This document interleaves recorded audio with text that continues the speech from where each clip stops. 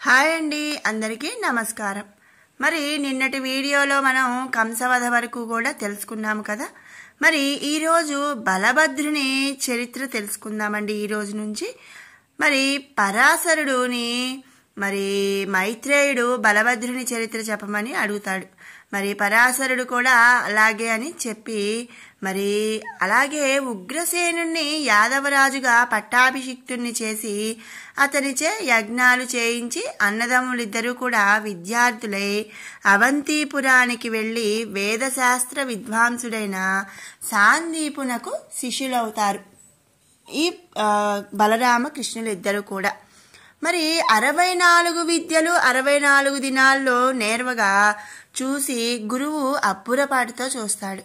ఈ శిష్యులు గురుదేవా, మీకు మేము ఏమి చేయాలి అని గురుదక్షిణగా స్వీకరించండి అని అనగా, సాందీపుడు ఈ సముద్రం ప్రక్కనే ప్రభాసం అనే తీర్థం, దానిలో నా కొడుకు చిన్న వయసువాడు పడి మరణించాడు, వానిని బ్రతికించి తీసుకురండి అని చెప్పి అన్నాడట. వెంటనే బలరామకృష్ణులు అస్త్ర శస్త్రాలు ధరించి సముద్రం దగ్గరకు వెళ్ళగా సముద్రుడు భయపడి ఘోషించాడు. పంచజనుడనే రాక్షసుడు శంఖం రూపంతో ఆ బ్రాహ్మణ బాలుణ్ణి చంపాడు. సముద్రుని ఘోష అర్థం చేసుకొని కృష్ణుడు అన్నను గట్టుపై ఉండమని చెప్పి సముద్రంలో ప్రవేశించి పంచజనుణ్ణి చంపి వాడి శంఖరూపమైన ఎముక ఘోషించేట్టు చేశాడట. ఆ నాదం రక్కసులకు భీకరం, వేల్పులకు ప్రమోదకరమైంది. ఆ తర్వాత కృష్ణుడు యమలోకానికి వెళ్లి తన రాక యమునికి చెప్పి గురుపుత్రుణ్ణి తీసుకువచ్చి గురువుకి అప్పగించాడు. తదుపరి అన్నదమ్ములు గురునకు నమస్కరించి సెలవు తీసుకొని మధురకు వెళ్లారు. అంతా జరాసంధునకు కంసవధ తెలిసిందట. వాని భార్యలు ఆస్తి ప్రాస్తి అనేవారు తన కూతుండ్రే. ఈ జరాసంధుడి కూతుళ్ళనమాట కంసుడి యొక్క భార్యలు. కృష్ణుని వల్ల వాళ్ళకి వైధవ్యం సహించగలడా? ఏ తండ్రి అయినా కూడా కూతురికి వైధవ్యం కలిగింది అంటే ఆ వైధవ్యం ఎవరి వల్ల కలిగింది అనే వాళ్ళ మీద కంపల్సరీగా కోపం వస్తుంది కదండి. అది ఎవరు కూడా సహించలేరు. అలాగే ఈ జరాసంధుడు కూడా సహించలేకపోయాడు. 23 అక్షౌహిణుల బలంతో మధుర మీదకి వచ్చాడట. రామకృష్ణులు ఇలా చాలా తక్కువ సైన్యంతో ఎదిరించవలసి వచ్చింది. తగిన విల్లు, అమ్ములు, ఆయుధాలు కూడా లేవట బలరామకృష్ణులకి. అంతలోనే దివి నుంచి అక్షయమైన బాణాల అమ్ములు పొదలు, శార్ధం అనే విల్లు, కౌమోదకి అనే గద, కృష్ణుని ముందు బలిష్టమైన ముసలం అంటే రోకలి, అలాగే హలం అంటే నాగలి బలరాముని ముందు పడ్డాయట. వాటిని ధరించి రణరంగానికి వెళ్లారట. దారుణంగా రణం సాగించారు.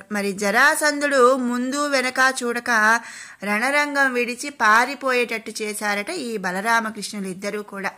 ఇలా జరాసంధుడు 18 సార్లు దండెత్తి వచ్చి బలరామకృష్ణులచే చావు దెబ్బలు తిని పారిపోయి ప్రాణాలైతే దక్కించుకున్నాడట.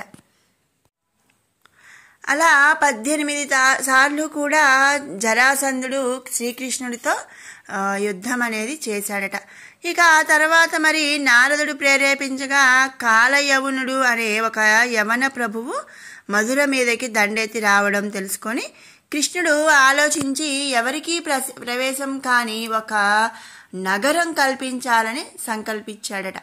అది కూడా ఎక్కడండి? సముద్రంలో. 100 యోజనాల వైశాల్యం, ప్రాకారం, అగర్తలు, చక్కని పూదోటలు, కోనేళ్లు, లెక్కకు మిక్కిలిగా సుందర మందిరాలు గల నగరం ఒకటి ఏర్పరిచి దానికి ద్వారకా అని పేరు పెట్టాడు. మధురలో ఉన్న వారందరినీ అక్కడికి పంపించి చతురంగ బలాలతో బలభద్రుడు సంరక్షకుడిగా నియమించాడట.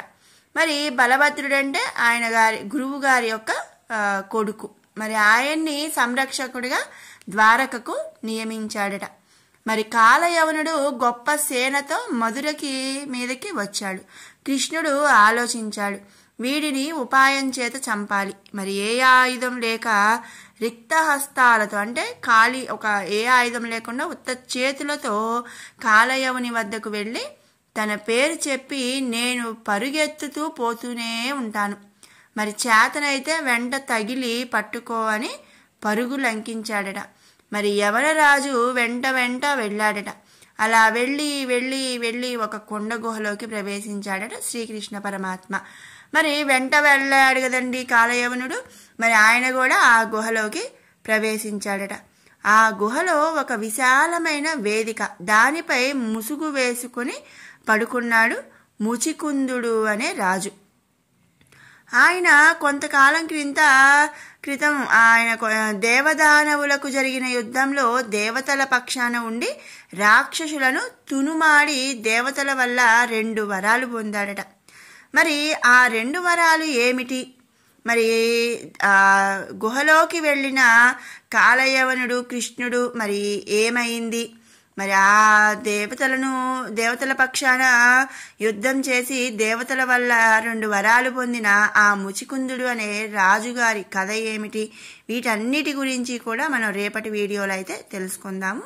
మీకు ఈరోజు ఈ వీడియో నచ్చినట్టయితే లైక్ చేయండి, షేర్ చేయండి. అలాగే మరిన్ని అప్డేట్స్ కోసం మన ఛానల్ని సబ్స్క్రైబ్ చేసుకోండి. Thanks for